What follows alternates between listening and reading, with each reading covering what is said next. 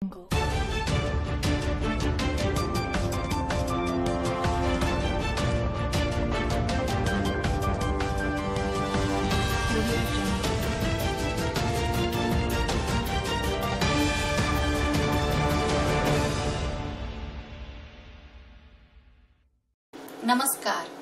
माता हिंगलोज TV news बातमीपत्रात आपले स्वागत।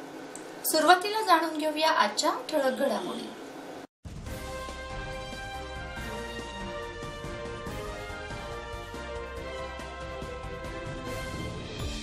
अपघातग्रस्तांना मंत्री डॉक्टर सुभाष भामरेंकडून मदतीचा हात। फोटो सेशन नव्हे विकास करतो मंत्री डॉक्टर भामरेंचे जामफळ येथील कार्यकर्ता मेळाव्यात प्रतिपादन। तुमच्यामुळे खासदारांचा मंत्री झालो, मालपूर येथील सभेत मंत्री भामरेंचे प्रतिपादन। घोळ येथे हर हर मोदी घर घर मोदीचा जागर। प्रचारार्थ मंत्री डॉक्टर भामरेंनी केली सुलवाडे जामफळ कणोली सिंचन योजना कामाची पाहणी। आणि घाणेगाव येथे डॉक्टर बाबासाहेब आंबेडकर यांची जयंती उत्साहात साजरी।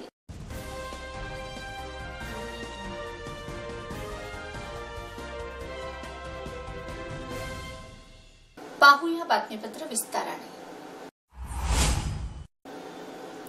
देवतारी त्याला कोण मारी अशी प्रचिती आज नांदुरी गडाजवळील देवळा फाटा येथे झालेल्या अपघाताच्या घटनेकडून पहावयास मिळाली आहे।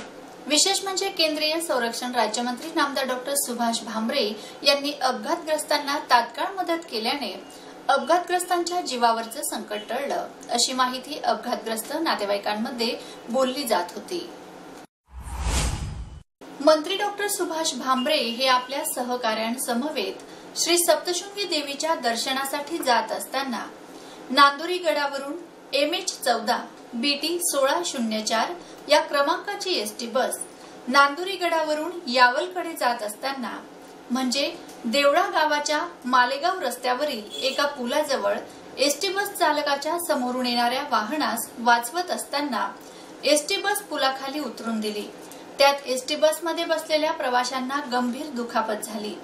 तेवढ्यात या घटनेवेळी मंत्री नामदार डॉक्टर सुभाष भामरे हे आपल्या सहकाऱ्यांसमवेत अपघात ठिकाणी पोहोचले व माणुसकीच्या नात्याने व स्वतः डॉक्टर असल्याने मंत्री डॉक्टर सुभाष भामरे यांनी अपघातग्रस्तांची तपासणी केली व त्यांनी स्वतः आपल्या प्रचारार्थ असलेल्या गाडीत अपघातग्रस्तांना बसवून देवळा येथील ग्रामीण रुग्णालयात उपचारार्थ दाखल केले। त्यामुळे अपघातग्रस्तांच्या जीवावरचं मोठं संकट टळलं। या अपघातग्रस्त रुग्णांच्या मदत कार्यावेळी संरक्षण राज्यमंत्री नामदार डॉक्टर सुभाष भामरे, भाजपाचे जिल्हाध्यक्ष अनुप अग्रवाल, महापौर चंद्रकांत सोनार, नगरसेवक प्रदीप करपे, संजय वाल्हे, भिकणप्पा वराडे, नगरसेवक सुनील बैसाणे आदी उपस्थित होते। कॅमेरा खाली घ्या होता। आज आम्ही दोन सगळेजण देवीच्या दर्शनासाठी गडावर जात होतो आणि माझ्या समवेत आमचे भारतीय जनता पक्षाचे अध्यक्ष आहेत अनुभाऊ अग्रवाल, महापौर आहेत गणेश भाऊ मोरे आहेत, सुनीलजी बैसाणे आहेत, युवराज पाटील आहेत, नाना करपेत, आम्ही सगळेजण भारतीय जनता पक्षाचे पदाधिकारी देवीच्या दर्शनासाठी जात होतो। देवळाच्या पुढे 5 किलोमीटरवर एसटी पलटी झालेली होती आणि त्याच्यात अनेक जखमी झाले आणि सगळ्यात जखमींना आम्ही आमच्या गाडीत टाकलं आणि या रुग्णालयात दाखल केलं। मी स्वतः डॉक्टर असल्यामुळे सगळ्यांची तपासणी केली आणि त्याच्यात हेड इंजुरी एका तरुणाला आहे, नेझल बोनचा फ्रॅक्चरही आहे, एक वयस्कर आजी आहे त्यांच्या हाताचा फ्रॅक्चर झालेला आहे, अजून 2-3 तरुणांचे फ्रॅक्चर झालेले आहेत आणि जखमा झालेल्या आहेत। सुदैवाने अति क्रिटिकल असं कोणी नाही, पण हे 2 हेड इंजुरीचे आहे, स्टेबल आहेत आणि सगळ्या जखमींना प्राथमिक जी काही हेल्थ एड असते ती देण्यात आम्ही यशस्वी झालो आणि सुदैवाने याच्यात कोणी दगावलेला नाही आहे। झालेले जवळजवळ 15-20 सगळ्यांना प्राथमिक ट्रीटमेंट मिळते. केल्याने होत आहे, आधी केलेची पाहिजे. नाहीतर विकासाच्या नावाने फोटो सेशन करून सर्वसामान्यांना भूलथापा देण्यापेक्षा आधी विकास करणं महत्वाचं असतं आणि तेच काम केल्याचं आम्ही मोदी साहेबांच्या माध्यमातून करून दाखवण्याचा प्रयत्न केला जात आहे, असे प्रतिपादन धुळे तालुक्यातील जामफळ येथील आयोजित कार्यकर्ता महामेळाव्यात केंद्रीय संरक्षण राज्यमंत्री नामदार डॉक्टर सुभाष भामरे यांनी केले. मंत्री नामदार डॉक्टर सुभाष भामरे यांना उमेदवारी जाहीर झाल्यापासून संपूर्ण लोकसभा मतदारसंघात महायुतीच्या कार्यकर्त्यांसह सर्वसामान्य जनतेमध्ये उत्सवाचं वातावरण आहे. अनेक कार्यक्रमांचे आणि विविध मेळाव्यांचे आयोजन करून नामदार डॉक्टर भामरे यांच्या विजयाचा संकल्प भाजपासह महायुतीच्या पदाधिकारी कार्यकर्त्यांनी केला आहे. त्या पार्श्वभूमीवर मंत्री डॉक्टर भामरे हे महामेळाव्यात जोरदार प्रबोधन करीत आहेत व यास मतदारांचाही मोठ्या प्रमाणात उत्स्फूर्त प्रतिसाद मिळत आहे. केंद्रीय संरक्षण राज्यमंत्री यांना लोकसभा निवडणुकीसाठी उमेदवारी जाहीर होताच विविध गावांमध्ये प्रचाराचा झंझावात सुरू झाला आहे व भाजप पदाधिकाऱ्यांनी व कार्यकर्त्यांनी डॉक्टर भामरेंचा विजयाचा संकल्प केला आहे. त्या पार्श्वभूमीवर धुळे तालुक्यातील जामफळ येथे कार्यकर्ता महामेळाव्याचे आयोजन करण्यात आले होते. त्यात मंत्री डॉक्टर भामरेंची वाजत गाजत स्वागत करण्यात आले. त्यानंतर आयोजित कार्यकर्ता मेळाव्यात मंत्री डॉक्टर भामरे म्हणाले की तुमच्या आशीर्वादाने मी 2014 साली खासदार झालो. त्यानंतर केंद्रीय मंत्रिपदाची संधी मिळाली. त्याचा उपयोग जनतेच्या सेवेसाठी केला व धुळे आणि शिंदखेडा तालुक्याला संजीवनी ठरणाऱ्या सुलवाडे जामफळ कान्होली सिंचन योजनेचे काम चालू केले आहे. परंतु ज्यांनी अनेक वर्ष सत्ता भोगली ते म्हणतात काम सुरू झाले नाही. परंतु आम्ही बोलत नाही, आम्ही काम करून दाखवतो. स्वतःच्या तुंबड्या भरत नाही. या गोष्टी समजायला जनता हुशार आहे. त्यात माझा शेतकरी राजा स्वाभिमानी व समजदार आहे, असा विश्वास महायुतीचे उमेदवार मंत्री डॉक्टर सुभाष भामरे यांनी व्यक्त केला. त्यानंतर उपस्थित पदाधिकाऱ्यांनी मत व्यक्त केलं. त्यानंतर सुलवाडे जामफळ कान्होली सिंचन प्रकल्पाच्या कामाचीही पाहणी यावेळी केली. काम किती झालं याचा आशय घेण्यात आला. यावेळी सुलवाडे जामफळ धरणाजवळ मंत्री डॉक्टर सुभाष भामरे, पर्यटन मंत्री नामदार जयकुमार रावल, सुभाष देवरे, उत्कर्ष भैया, गजानन पाटील, अरविंद जाधव, मनोहर भदाणे, राम भदाणे, बबन चौधरी, किशोर सिसोदे, फरीदा बोहुरी, संजीवनी सिसोदे, देवेंद्र पाटील, अॅडव्होकेट राहुल पाटील, किरण अहिरराव, प्रवीण अग्रवाल, कामराज पाटील, बापू खलाने, नारायण पाटील, नथू पाटील आदी कार्यकर्ते उपस्थित होते. त्यात होळ, पाटण, सुलवाडे, वर्सूस, सोनेवाडी, नेवाडे, आमळथे, निमगुळ येथेही जोरदार प्रचार करण्यात आला. खऱ्या अर्थाने हा ऐतिहासिक मेळावा आहे.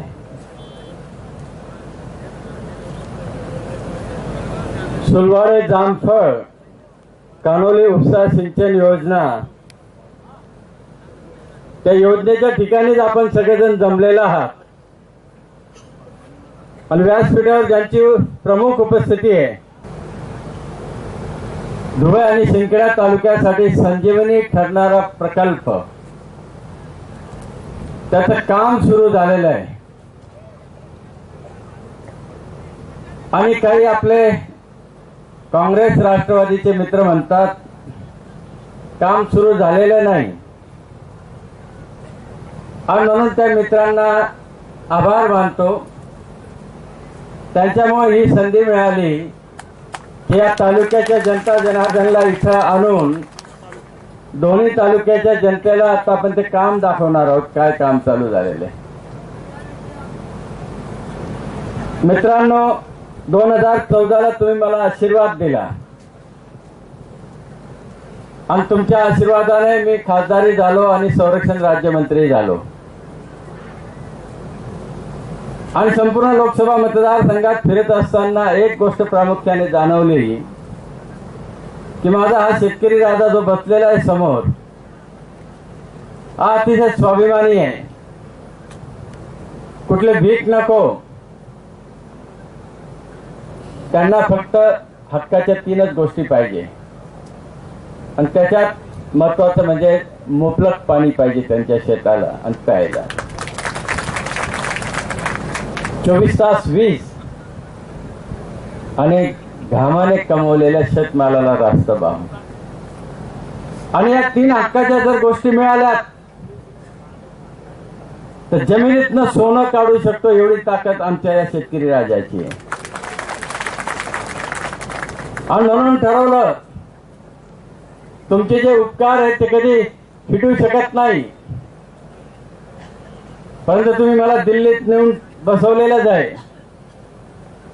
अगदी मोदी साहेबांच्या बाजूला बसवलेले आहेत तुम्ही.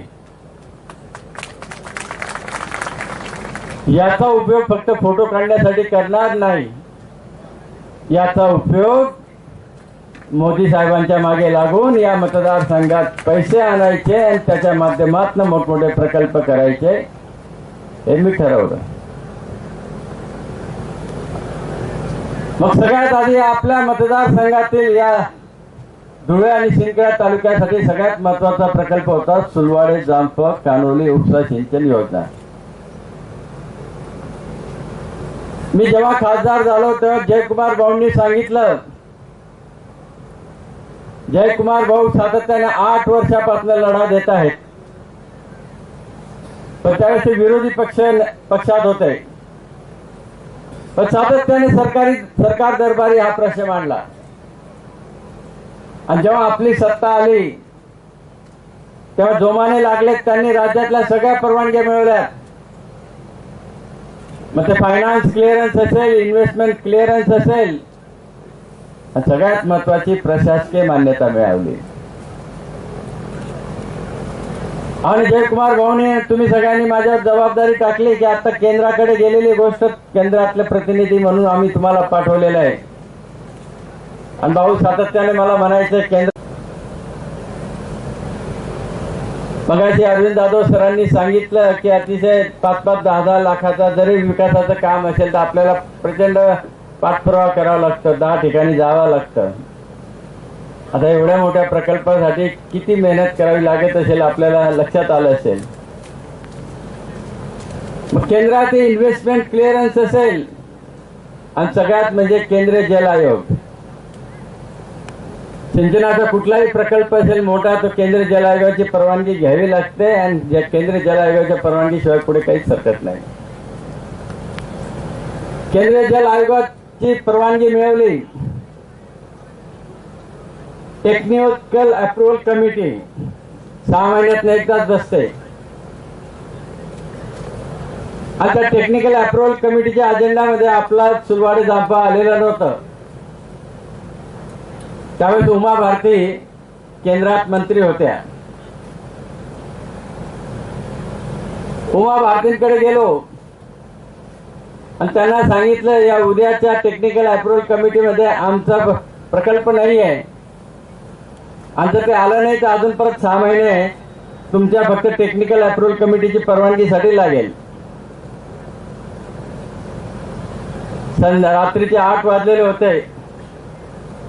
उमा भारतींनी सगळ्यांना त्यांचं मंत्रालयाचं दप्तर बोलवलं आणि उमा भारती म्हणाले त्या अधिकाऱ्यांना,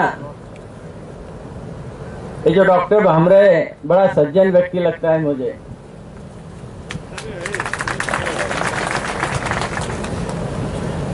और ये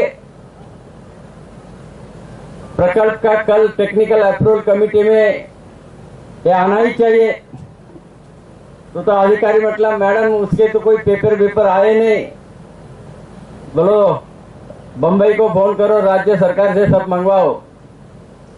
रात्रीच्या रात्री सगळं उद्या दुसऱ्या दिवशी 11 पर्यंत सगळे कागदपत्र आले आणि ते अप्रूव्ह केलं. मग आनंद झाला मला. म्हटलं आता संपलं. तर उमा भारती म्हणाल्या ते सगळं आम्ही तर हेच केलंय, पण कुठल्याही योजनेत हा प्रकल्प बसत नाही म्हणून निधी मिळत नाही. आप तो रक्षा मंत्री आहे. आणि त्यावेळेस जेटली साहेब नेमके संरक्षण खात्याचा त्यांना पदभार देण्यात आला. जेटली साहब के साथ आप बैठे अब जेटली साहब के पीछे लोगों करो कुछ तो. जेटली साहेबांना सांगितलं, साहेब माझ्या मतदारसंघातील लोकांनी एवढे विश्वासाने पाठवलेलं आहे. तर त्यांनी सगळ्या अधिकाऱ्यांची बैठक घेतली आणि महिन्यानंतर सगळ्या अधिकाऱ्यांनी सांगितलं की असा काही आजपर्यंत प्रेसिडेंट नाही, म्हणजे असं आजपर्यंत केलंच नाही. यांना दिलं तर सगळा देश पाठीमागे लागेल, देऊ शकत नाही. मग त्यावेळेस मुख्यमंत्री गडकरी साहेब, तोपर्यंत गडकरी साहेबांकडे पदभार येऊन गेला होता याचा वॉटर कन्झर्वेशनचा. तर जेटली साहेब म्हणाले, डॉक्टर चिंता करू नका. मुख्यमंत्री म्हणाले आपण प्रधानमंत्री कृषी सिंचाई योजनेमध्ये टाकू. आता ही प्रधानमंत्री कृषी सिंचाई योजना काय आहे? जेव्हा मोदी साहेब प्रधानमंत्री झाले तर त्यावेळेस मोदी साहेबांनी जे संपूर्ण भारतातील 99 प्रकल्प जे अर्धवट स्थितीत होते आणि मोठे होते ते आधी पूर्ण करायचे आणि त्याच्यासाठी पैसा द्यायचा, अशी प्रधानमंत्री कृषी सिंचाई योजना. त्याच्यात आपला अक्कलपाडा होता दादा. आणि अक्कलपाड्याचे शेवटचे 550 कोटी मोदी साहेबांच्या माध्यमातून, भारतीय जनता पक्षाच्या माध्यमातूनच आम्ही सगळेजण ते मिळवण्यात यशस्वी झालो आणि ते अक्कलपाड्याचं डाव्या कालव्याचंही काम झालं. आणि जर प्रधानमंत्री कृषी सिंचाई योजनेमध्ये टाकायचा हा सुलवाडे जामफळ कानोली उपसा सिंचन योजना, तर अजून 10 वर्ष वाट पाहावं लागले असे पैशांसाठी. मग मी निराश झालो. पण तुमच्या आशीर्वादाने संरक्षण राज्यमंत्री होतो तर तिथला एक जॉइंट सेक्रेटरी म्हटला कि साहब मैं आपको रास्ता दिखाता हूं लेकिन मेरा नाम मत बोलिए.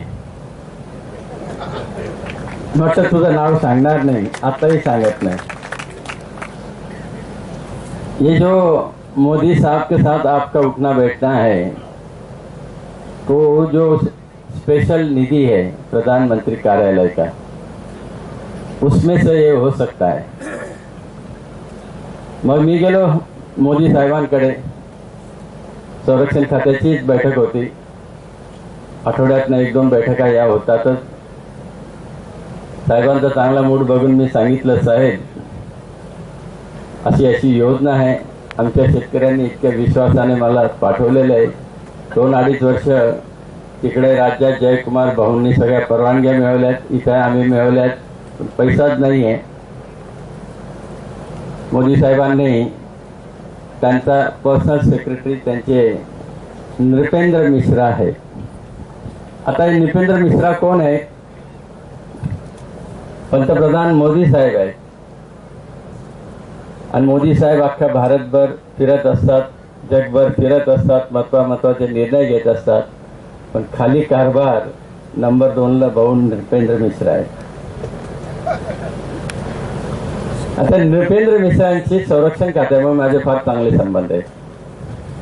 आणि काय माहिती कोण जाणे ते नृपेंद्र मिश्राला वाटतं की हा डॉक्टर फार चांगला आहे. आणि मी त्यांना समजावून सांगितलं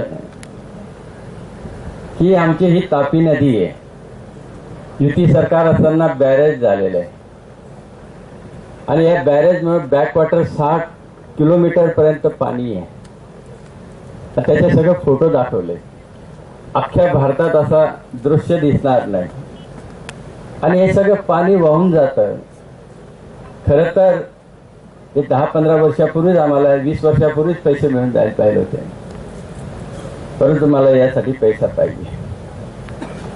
त्यांनी ताबडतोब केंद्रातलं जलसंपदा मंत्रालय, राज्यातलं जलसंपदा मंत्रालय त्यांना आदेश दिले आणि राजा बोले दल आले, त्या पद्धतीने सगळेच पळाले गेले. नृपेंद्र मिश्रा काय म्हटले कि फडणवीस साहब आपका मैं तो काम करूंगा लेकिन मेरा एक काम करना पड़ेगा आपको. मेरा एक बड़ा इरिगेशन प्रोजेक्ट है, वो आपको वो भी लेना पड़ेगा. तो मुख्यमंत्री आणि गिरीश भाऊ विचार करायला लागले की या माणसाचा कोणता प्रोजेक्ट आहे इथं. मुख्यमंत्र्यांनी विचारलं, साहब कौन सा प्रोजेक्ट है आपका? तो डॉक्टर भामरे के मतदार संघ में सुलवाड़े जामफर कानौली लिफ्ट इरिगेशन योजना है, आपको वो भी लेनी पड़ेगी इसमें। आणि मुख्यमंत्र्यांना माहिती होतं, कारण जय भाऊही मुख्यमंत्र्यांकडे तगादा लावत होते, मीही तगादा लावत होतो, त्याच्यामुळे मुख्यमंत्र्यांना ही योजना चांगलीच माहिती होते आणि मुख्यमंत्र्यांनी तात्काळ होकार दिला आणि अशा रीतीने प्रधानमंत्री कार्यालयाचा जो स्पेशल निधी असतो, तो स्पेशल निधी फक्त आपत्कालीन कामासाठी वापरला जातो। म्हणजे भूकंप आला त्याच्यासाठी पैसा द्यावा लागतो, एखाद्या ठिकाणी महापूर आला त्याच्यासाठी पैसा द्यावा लागतो आणि त्याच्यातनं 24 ते 60 कोटी रुपये ते पैसे मिळालेत आणि ते आता आपल्या तापी महामंडळाकडे वर्ग झालेले। कानोली उपसा सिंचन योजनामध्ये 24 ते 60 कोटी रुपये मंजूर करण्यात येत आहेत। केंद्र सरकार 25% आणि 75% नाबार्डसाठी त्याच्यातनं 7,500 कोटी मिळणार आहेत, त्याच्यातले पैसे आणि ते नाबार्डच्या कर्जाची सुद्धा व्यवस्था प्रधानमंत्री कार्यालयाने करून ठेवलेली। आणि त्याच्यात सगळ्यात महत्वाचं काय, हा पैसा नेहमीच्या राजमार्गाने येणार नाहीये। म्हणजे केंद्रातल्या जलसंपदा म्हणजे प्रधानमंत्री कार्यालयातनं वित्त विभागात येईल, दिल्लीत वित्त विभागातनं जलसंपदा विभागात येईल, मग तिथून महाराष्ट्राच्या फायनान्स मिनिस्ट्रीकडे येईल, तिथून महाराष्ट्राच्या जलसंपदाकडे येईल। हा जो प्रवास आहे हा फार मोठा असतो आणि तो प्रवास टाळला आहे, टोटली बायपास केलेला आहे। ते प्रधानमंत्री कार्यालयातनं RTGSच्या माध्यमातनं तापी महामंडळामध्ये डायरेक्ट पैसा येईल, कुठेही अडथळा नाही।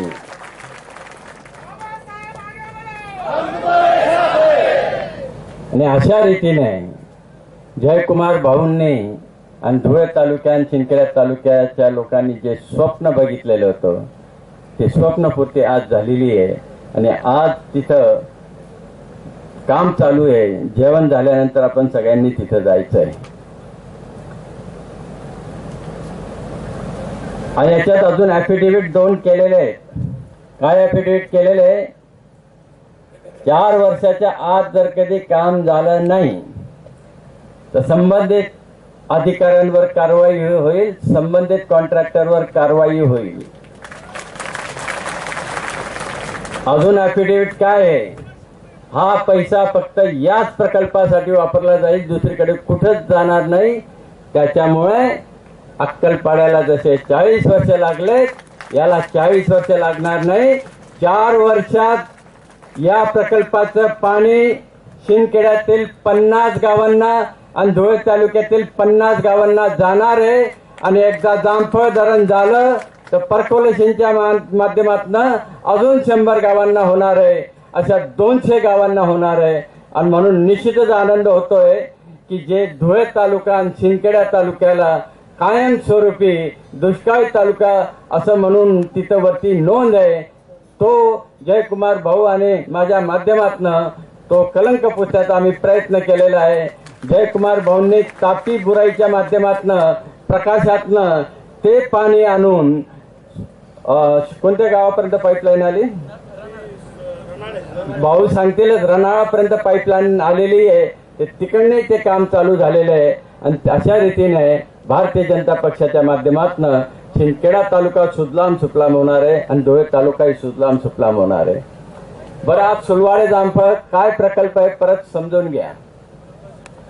सुलवाड्याला जे बॅरेज आहे तिथून 12 फूट व्यासाच्या 2 पाईपच्या माध्यमातून जामफळ धरणात पाणी येईल, म्हणजे इथं येईल जामफळ धरण। हा म्हणजे इथं या जामफळ धरणामध्ये पाणी येईल, तिथून ग्रॅव्हिटीने शिंदखेडा तालुक्यातील 50 गावांना ते पाणी पोहोचेल आणि धुळे तालुक्यातील 9 MI टँक आहेत, जे म्हणजे धरणं आहेत, सोनगीर, देवबाणे, बुरजड, कोठारे, रानमळा, दह्याने, पुरमेपाडा, कुलथे, कानोली, या सगळ्या MI टँकची क्षमता वाढवली जाईल आणि ते जामफळ मधनं पाणी तिथे येईल। आपले लोकप्रिय खासदार आणि देशाचे संरक्षण मंत्री आदरणीय डॉक्टर बाबासाहेब भामरे, मंचावर उपस्थित असलेले सर्व आमचे सहकारी, आता ही लोकसभा तर आपण घेणार आहे, पण याच्यानंतर जिल्हा परिषद पंचायत समितीची पण तयारी इथेच दिसून राहिली तुम्हाला. आणि या जिल्ह्यामध्ये 40-50 वर्षापासून जे जे काही प्रश्न ते प्रश्न मार्गी लावण्याचा संकल्प माननीय मोदी साहेब आणि फडणवीस साहेबांच्या नेतृत्वाखाली आम्ही केलेला आहे आणि त्याच्यासाठी आम्ही जमलो. कारण सर्वात महत्वाचा प्रश्न आपल्या सगळ्यांसाठी असेल तर तो सिंचनाचा प्रश्न आहे. शिंदखेडा तालुका कायमस्वरूपी दुष्काळी, धुळे तालुका हा कायमस्वरूपी दुष्काळी. आणि जर शेतामध्ये पाणी नसेल, माठामध्ये पाणी नसेल, प्यायला पाणी नसेल तर शेतकरी राजा कसा जगू शकेल, कसा पिकू शकेल, कसं काम करू शकेल. आणि म्हणून स्वतंत्र भारतामध्ये अनेक वेळा आमच्या पिढ्यानी मागणी केली, हे दुष्काळ नावाच्या शब्दापासून आम्हाला मुक्त करा. परंतु अनेकांना जमलं नाही. अनेक मंत्रीपद होते, त्यांना जमलं नाही. पण परिवर्तन झालं आणि आपल्या देशामध्ये मोदी साहेबांचं सरकार आलं. मोदी साहेब म्हणजे सर्वसामान्यांचं सरकार आलं, गरिबांचं सरकार आलं, शेतकऱ्यांचं सरकार आलं. आणि आपला आवाज ऐकणारा कोणी नेता दिल्लीमध्ये आला. त्या लाटेमध्ये त्यांच्याबरोबर माननीय डॉक्टर बाबा भामरे हे देखील निवडून आले, पहिल्यांदाच खासदार झाले. आणि मी सांगितलं की त्यांनी डॉक्टर म्हणून एवढं चांगलं काम केलं, अनेकांचं जीव वाचवण्याचं काम केलंय. कोणाचा जावई, कोणाचा मुलगा, कोणाचा बाप, कोणाची आई, कोणाची बहीण, कोणाची मुलगी, कोणाची सून, कोणाचं तादं बाळ, कोणाचं ज्येष्ठ नागरिक, कोणाची पत्नी ही कॅन्सर मधनं ग्रस्त असताना डॉक्टर बाबा भामरेंनी 40 वर्ष हे रुग्णांची सेवा केली आणि त्या माध्यमातून आपलं नाव लौकिक केलं. आणि लोकांनी त्यामुळे त्यांना एक प्रकारचा पाठिंबा जनतेचा मिळाला. पण त्यांनी केलेलं कार्याचं भाग्य बघा, पहिल्यांदा खासदार झाले आणि पहिल्यांदा केंद्रीय मंत्री पण झाले, ते पण संरक्षण मंत्री. हे अत्यंत महत्वाचं खातं आहे, हे नशिबाने मिळत असतं बांधवांनो. प्रयत्न करून सुद्धा मंत्रीपद मिळू शकेल, पण संरक्षण मंत्रीची गॅरंटीने तुम्हाला मिळालं म्हणजे तुमचं इतिहासात नाव नोंदलं जातं. आणि ते पण जेव्हा सर्जिकल स्ट्राईक झाला त्यावेळेस त्यांना ही संधी मिळाली. ही फार भाग्याची गोष्ट आहे की देशामध्ये पाकिस्तानने ज्यावेळेस आपल्या सैनिकांवर हमला केला, पंतप्रधान मोदी अत्यंत खमक्या व्यक्ती आहे. ईट का जवाब पत्थरने देतो आणि सर्वसामान्य माणूस आहे, जीवनाचे सर्व रट्टे खट्टे खात खडतर रस्त्याने गरिबीला तोंड देत, सर्वसामान्य परिस्थितीला तोंड देत तो माणूस साधारण माणसापासून मुख्यमंत्री झाला आणि मुख्यमंत्रीपासून पंतप्रधान झाला. जरूर काही ताकद असेल तरच माणूस इथपर्यंत टिकू शकतो, नाही तर राजकारणामध्ये तर काय कापाकापी इतकी चालू असते, माणूस रस्त्यावर तिकीट मागण्यामध्ये अर्ध होऊन जातो. परंतु मोदी साहेब पंतप्रधान झाले आणि त्यांना जनतेची जाण होती. त्यांच्या मनामध्ये मी सर्वसामान्य, मी गरिबी पाहिली, गरिबी दूर झाली पाहिजे, त्याच्यासाठी प्रामाणिक प्रयत्न झाला पाहिजे, हे त्यांच्या मनामध्ये आलं. आणि काय योजना आणल्या त्यांनी बघा, गरिबांच्या छोट्या छोट्या पण महत्वाच्या योजना. गरिबांना बँकेमध्ये खातं उघडलं पाहिजे. लोकांनी सांगितलं खातं कशासाठी पाहिजे, खात्याने काय होणार आहे. पण त्यांनी सांगितलं की खाता ही ताकद आहे की भारतीय माणसाला स्वाभिमानाने उभं करेल. गरीब माणसाला कोणाचा दान नको, कोणाचा भीक नको, स्वाभिमानाने त्याचा हक्काचा पैसा मिळाला पाहिजे. आणि म्हणून हा आमचा सर्वसामान्य माणूस कोणी तलाठी, कोण सर्कल, कोण पुढारी याच्याकडे जाणार नाही, याच्याकडे मागणार नाही. त्याच्या हक्काचा पैसा डायरेक्ट त्याच्या खात्यामध्ये पोहोचेल. 100 रुपये मी दिल्लीवरनं पोहोचू, 100 रुपये त्याच्या खात्यावर पोहोचेल. 2-2 हजार रुपये आले तर नुसते SMS आला, टिक टिक पोहोचले, पेटी घ्या. इतकं गोपनीय होतं, बाजूला आलेलं माहित नाही. काही लोकांनी तर बायकोला बी सांगितलं नसेल. आणि म्हणून मोदी साहेबांना मी अपील करणार आहे की खाते ठेवा, पण जॉईंट खाते ठेवा, म्हणजे बरं राहील. म्हणजे दोन्ही मते आमले पॅक भेटतील. नाही तर तुम्ही 2000 काढले तर काय करतात तुम्हालाच माहिती आहे. आणि म्हणून मोदी साहेबांनी हा विचार केला, सर्वसामान्यांचा पैसा हा त्यांच्या खात्यावर पोहोचला पाहिजे. भारतीय राज्यघटनेचे शिल्पकार महामानव विश्वरत्न डॉक्टर बाबासाहेब आंबेडकर यांच्या 128व्या जयंतीनिमित्त साक्री तालुक्यातील घाणेगाव येथे अभिवादन कार्यक्रमाचे आयोजन करण्यात आले होते. या आयोजित अभिवादन कार्यक्रमाप्रसंगी गावाच्या सरपंच सौ आशाबाई रमेश शेलार यांनी डॉक्टर बाबासाहेब आंबेडकर यांच्या प्रतिमेला हार अर्पण करून अभिवादन केले. सालाबादाप्रमाणे याही वर्षी साक्री तालुक्यातील घाणेगाव येथे डॉक्टर बाबासाहेब आंबेडकर यांची 128वी जयंती मोठ्या उत्साहात साजरी करण्यात आली. यावेळी दलित समाज बांधवांनी व गावातील पदाधिकाऱ्यांनी सकाळी आयोजित अभिवादन कार्यक्रमात डॉक्टर बाबासाहेब आंबेडकर यांच्या प्रतिमेला पुष्पहार अर्पण करून त्यांना अभिवादन करण्यात आले. यावेळी गावाच्या सरपंच सौ शोभाताई रमेश शेलार आदी गावातील प्रतिष्ठित व्यक्ती व दलित समाज बांधव मोठ्या संख्येने उपस्थित होते. शेवटी पुन्हा एक नजर आजच्या ठळक घडामोडींवर. अपघातग्रस्तांना मंत्री डॉक्टर सुभाष भामरेंकडून मदतीचा हात. फोटो सेशन नव्हे विकास करतो मंत्री डॉक्टर भामरेंचे जामफळ येथील कार्यकर्ता मेळाव्यात प्रतिपादन. तुमच्यामुळे खासदारांचा मंत्री झालो मालपूर येथील सभेत मंत्री भामरेंचे प्रतिपादन. भोळ येथे हर हर मोदी घर घर मोदीचा जागर. प्रचारार्थ मंत्री डॉक्टर भामरेंनी केली सुलवाडे जामफळ कणोली सिंचन योजना कामाची पाहणी.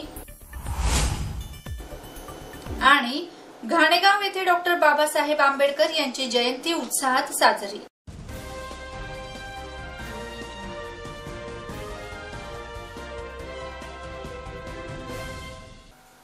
याचबरोबर माता हिंगलाज टीव्ही न्यूजचं बातमीपत्र संपलं. भेटूया पुढील बातमीपत्रात. तोपर्यंत नमस्कार. जय हिंगलाज.